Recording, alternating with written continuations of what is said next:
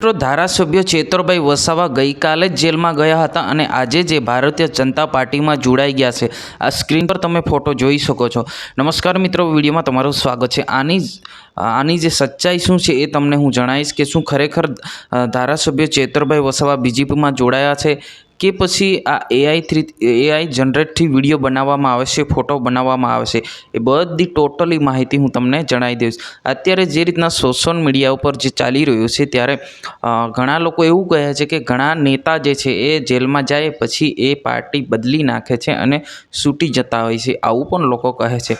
પણ આવો મિત્રો તમને હું સમજાવી દઉં અને બધી જ ડિટેલ હું તમને જણાવી દઉં કે શું ખરેખર ધારાસભ્ય ચેતરભાઈ વસાવા શું ખરેખર ભારતીય જનતા પાર્ટીમાં જોડાવાના છે કે નથી।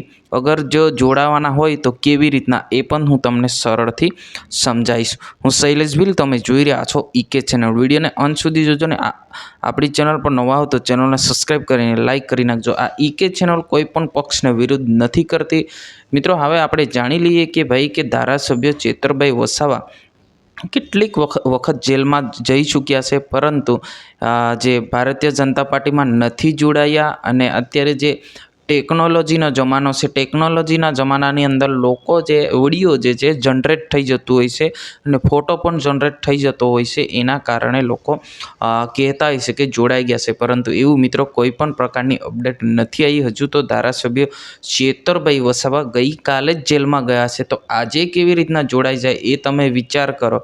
તમને પણ ખબર પડવું જોઈએ કે આવું જે એક અફવા દ્વારા જે ફોટો વાયરલ કરવામાં આવે છે એવું આ હકીકત નથી હતું। જ્યાં મિત્રો આવી જે જાણકારી કોઈ પણ પ્રકારની મળેલી નથી। અગર જો આવનારા દિવસમાં કોઈક મોટી અપડેટ આવે છે તો જરૂરથી અમે તમને આપીશું, તો ફટાફટ આપણી ચેનલને સબસ્ક્રાઈબ કરી નાખો। આજની વિડીયો